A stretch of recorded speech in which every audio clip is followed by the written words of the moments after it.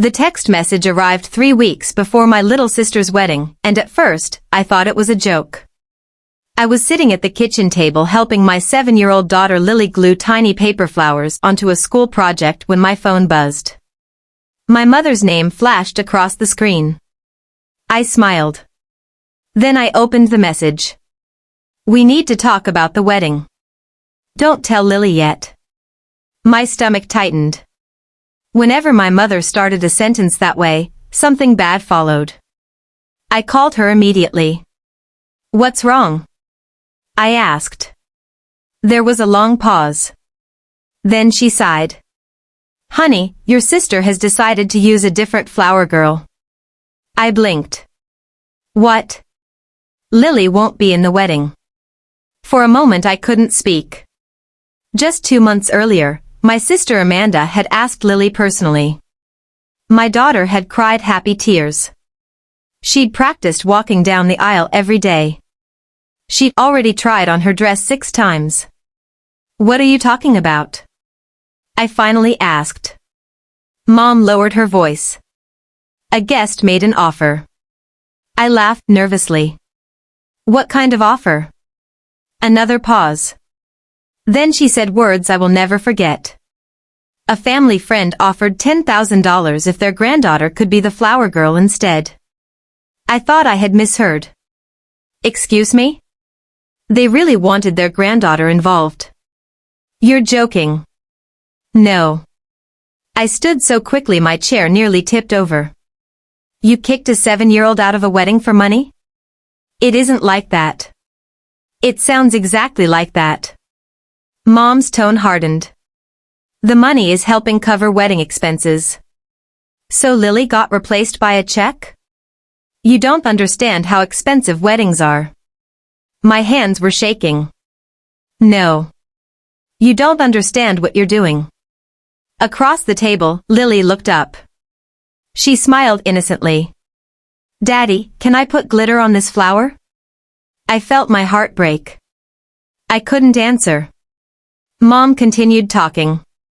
"The decision has already been made." Then she hung up. I sat frozen. For almost an hour, trying to figure out how I was supposed to tell my daughter that she had been sold out for $10,000. That evening Lily asked if she could wear her flower girl shoes after dinner. I couldn't do it. I couldn't tell her. But the next day Amanda called. Apparently she didn't have the same concern. "Lily knows, right?" she asked casually. "No." "Oh." There was silence. Then she said, "Well, she has to find out eventually." I felt anger rising. "You're really okay with this?" Amanda sighed dramatically. "Look, it's just a role. Not to a 7-year-old. She'll get over it." I clenched my jaw. "Would you get over it?" "It's my wedding." There it was. The favorite sentence of every selfish bride.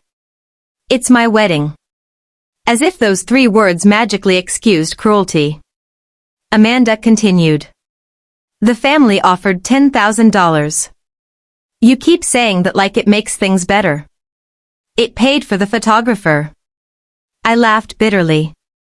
"Congratulations. You traded your niece for wedding photos." She hung up.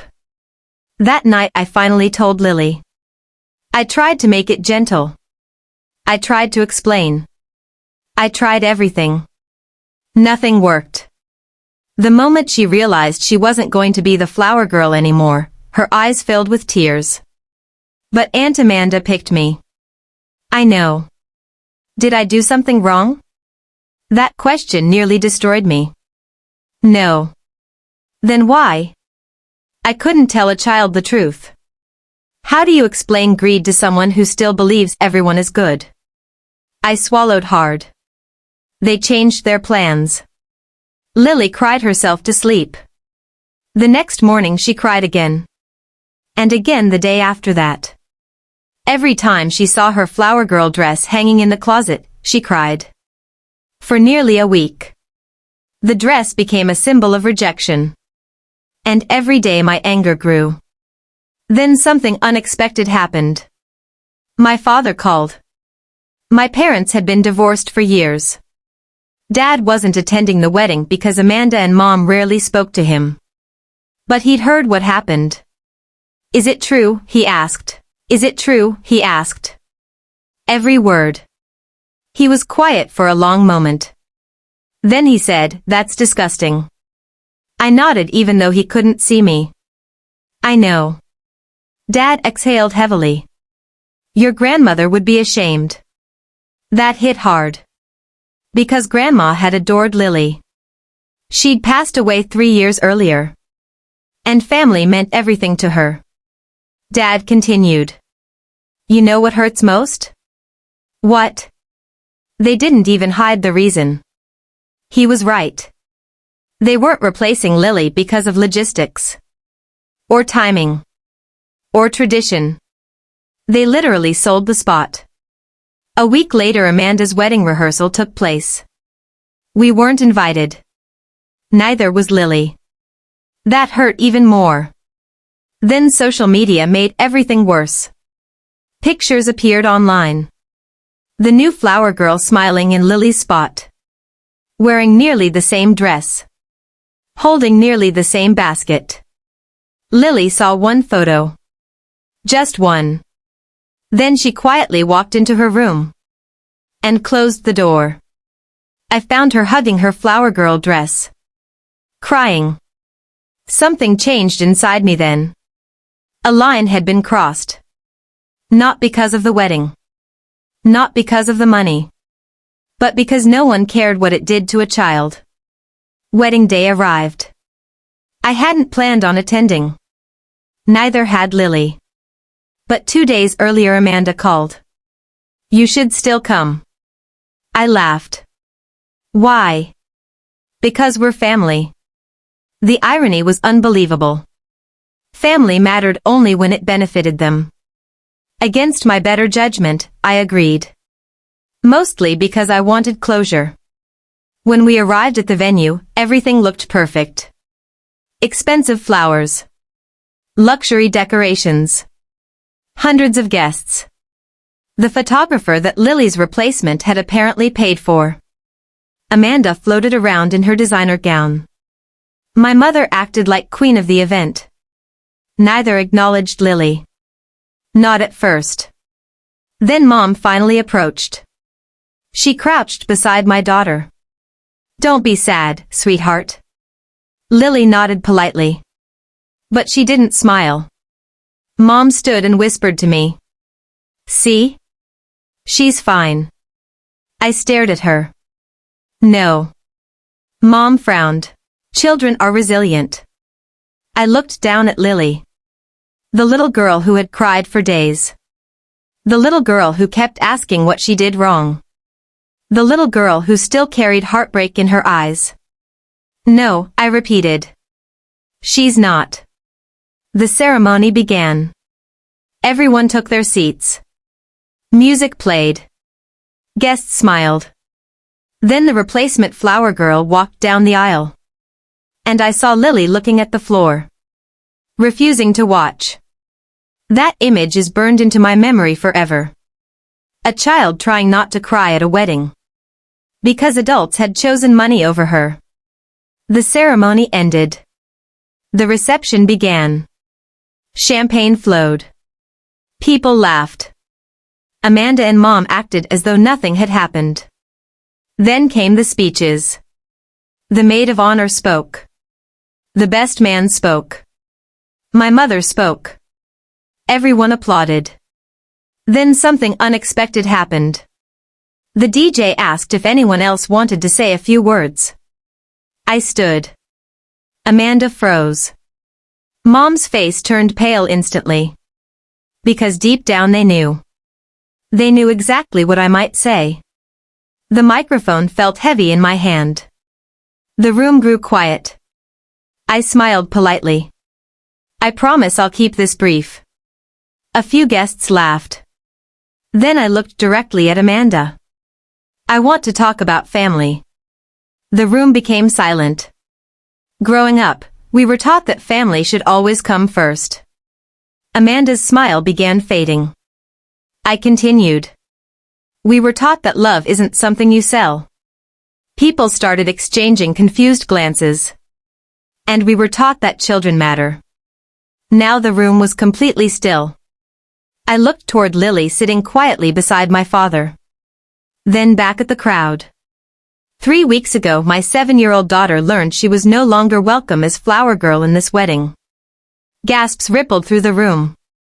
Amanda looked horrified. Mom practically stopped breathing. I continued calmly.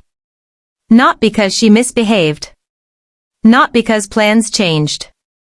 Not because another child was closer to the bride. I paused.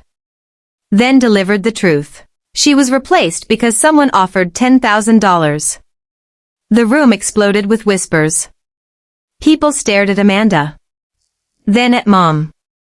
Then at each other. Faces changed instantly. Shock.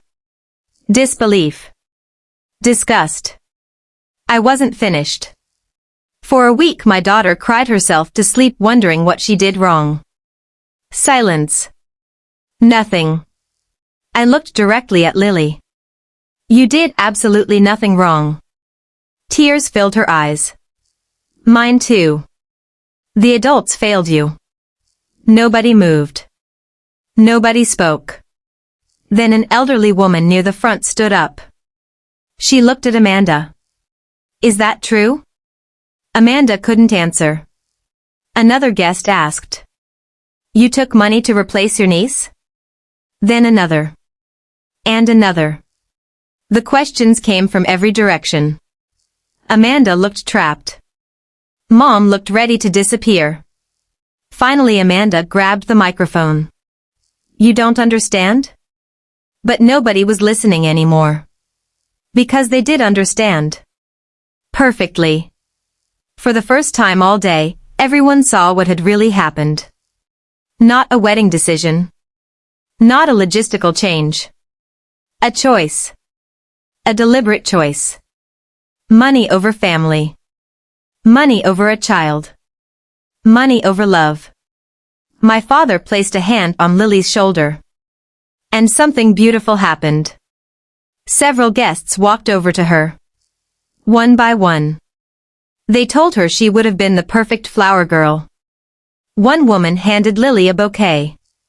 Another gave her a small bracelet. An older gentleman slipped a folded bill into her hand and whispered something that made her smile for the first time in weeks. Suddenly she wasn't invisible anymore. She was seen. Valued. Loved. The reception never recovered. Amanda spent the rest of the evening defending herself. Mom avoided eye contact with everyone. And the $10,000 they'd gained suddenly looked very small. Because some things cost more than money. On the drive home, Lily sat quietly in the back seat. Then she spoke. Daddy? Yeah? Did I really do nothing wrong? I glanced at her in the mirror. Her eyes were hopeful. Fragile. Waiting. I smiled. No, sweetheart. Then why did they do it? I thought about that for a moment. Then answered honestly. Sometimes grown-ups make bad choices. She nodded slowly. Then looked out the window. A few minutes later she said something I'll never forget. I wouldn't trade family for $10,000. My throat tightened. Neither would I. And in that moment, I realized something. The wedding wasn't the lesson. The betrayal wasn't the lesson. The lesson was that character reveals itself when money enters the room. My mother and sister showed theirs. And my daughter showed hers. Only one of them walked away with something priceless.